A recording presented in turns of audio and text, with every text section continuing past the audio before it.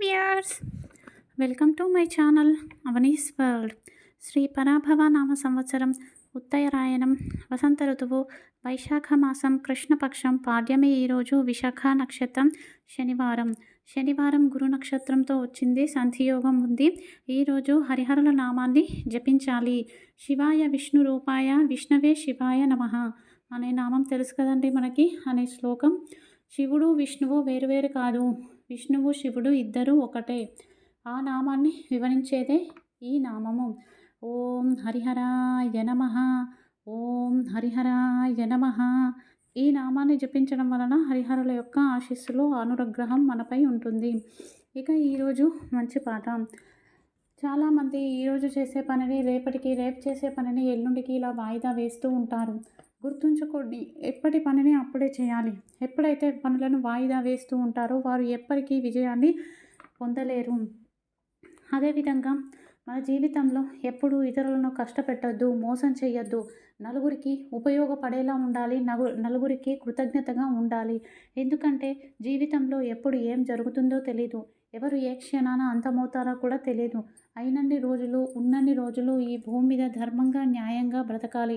ఒకరిని మోసం చేసి కష్టపెట్టి, ఈవెన్ మిమ్మల్ని మీరు కష్టపెట్టుకున్నా, మోసం చేసుకున్నా సరే, ఆ కర్మ మిమ్మల్ని అస్సలు వదిలిపెట్టదు. ఏదో ఒకరోజు దాని ఫలితాన్ని అనుభవించక తప్పదు. ఎందుకంటే కాలము ప్రతిదీ గుర్తు పెట్టుకుంటుంది. ఎవరికి ఏమి ఇవ్వాలో అది తప్పకుండా ఇచ్చి తీరుతుంది. దీనికి చిన్న కథ. ఒక గ్రామం ఉంటుంది. ఆ గ్రామంలోని దేవాలయం దగ్గర ఒక పండ్ల వ్యాపారి పండ్లు అమ్ముకుంటూ ఉంటాడు. అతని ఫ్యామిలీతో అక్కడే ఉంటూ ఉంటాడు. అక్కడికి ఒక పెద్ద ఆయన వచ్చి ప్రతిరోజు ఫ్రూట్స్ తీసుకుంటూ ఉండేవాడు. ఒకరోజు ఈ పండ్ల వ్యాపారి, నా దగ్గర కొంత బంగారం వచ్చేది ఉంది, దాన్ని మన ఇద్దరం పంచుకుందామని చెప్పేసి చెప్తాడు. సరే అని చెప్పేసి ఆ పెద్దాయన అంటాడు. అయితే ఇప్పుడు నేను ఈ పండ్ల వ్యాపారం చేయాలంటే నాకు కొంత డబ్బు కావాలి అని చెప్పేసి డబ్బు అడుక్కుంటాడు. సరే అని చెప్పేసి ఆ పెద్దాయన నమ్మి డబ్బు ఇస్తాడు. మరికొన్ని రోజులు గడవగానే మళ్ళీ అలాగే నాకు డబ్బు కావాలి అని చెప్పేసి డబ్బు తీసుకుంటూ ఉంటాడు. ఇక అలాగే కొన్ని సంవత్సరాలు గడిచిపోతూ ఉంటుంది. ఇక ఆ పెద్దాయనకి విసుగొచ్చేసి, అసలు నువ్వు బంగారం ఇస్తావా ఇవ్వవా అని చెప్పేసి అడుగుతాడు. అప్పుడు అడగగానే, బంగారమా, ఎక్కడిది, నేను ఊరికి అబద్ధం చెప్పాను అని చెప్పేసి చెప్తాడు. చూశారు కదండి, తన అవసరం కోసం ఒకరిని ఆ విధంగా అబద్ధం చెప్పి సంవత్సరాలు మోసం చేస్తూనే ఉన్నాడు. చివరికి ఆ వ్యక్తి అన్నీ కోల్పోయి రోడ్డు మీద పడి, అసలు తినడానికి తిండి లేకుండా అయిపోయి, బ్రెయిన్ స్ట్రోక్ వచ్చేసి పిచ్చివాడిలా మారిపోయి ఒక రోడ్డు మీద భిక్షం ఎత్తుకునే పరిస్థితికి వచ్చాడు. జనాలందరూ ఆ డబ్బాలో చిల్లర వేస్తే బ్రతికే స్టేజ్కి తను దిగజారిపోయాడు. చూశారు కదండి, ఎప్పుడు కూడా ఇతరులను మనం మోసం చేయొద్దు. ఈరోజు మన సంప్రదాయంలో అందరూ కూడా యజ్ఞోపవీతం అనేది ఉంది. సాంప్రదాయంలో పూర్వంలో శిలాశాసనాలు వేసేవారు దేవాలయ దగ్గర. అంటే శిలల రూపంలో శాసనాలను చెక్కిస్తూ ఉండేవారు. అందులో ఉన్నది ఏంటి అంటే, పూర్వంలో తక్కువ జాతి, ఎక్కువ జాతి అని లేకుండా ప్రతి ఒక్కరికి కూడా యజ్ఞోపవీత ధారణ ఉండేది. ఎవరైతే గురుకులంలోకి వెళ్ళి విద్యాభ్యాసం చేసేవారో, ఆ విద్యాభ్యాసం చేశారు అన్నదానికి గుర్తుగా గురుకులంలో యజ్ఞోపవీత ధారణ చేస్తూ ఉండేవారు. ఈ యజ్ఞోపవీత ధారణ తండ్రి చేత కానీ, ఒకవేళ తండ్రి లేకపోతే గురువు చేత కానీ జరుగుతూ ఉండేది. అయితే ఈ కాలంలో ఏం జరుగుతుంది అంటే, పెళ్ళైన మహిళలకి పెళ్ళి జరిగింది అనే విషయం తెలియడం కోసం పూర్వంలో మంగళసూత్రం, మెట్టలు ఉంటూ ఉండేవి. ఇప్పుడు కూడా ఉన్నాయి. అయితే మంగళసూత్రం ఎవరికి చూపించకూడదు, అది ఒక భర్తకు మాత్రమే కనపడుతుంది కాబట్టి జనాలకు తెలియడం కోసం కాళ్ళకి మెట్టెలు అనేవి పెట్టారు. పూర్వంలో వీరికి పెళ్ళైందా లేదా అని తెలుసుకోవాలంటే స్త్రీ ముఖాన్ని చూడడం కన్నా స్త్రీ పాదాలనే చూస్తూ ఉండేవారు. కాబట్టి ఈ రోజుల్లో కొంతమంది ఆ సాంప్రదాయాలను కాలరాస్తున్నారు. దయచేసి వాటిని ధరించడం వలన మన సాంప్రదాయాలను కాపాడిన వారవుతారు. ఈరోజు తారాబలం.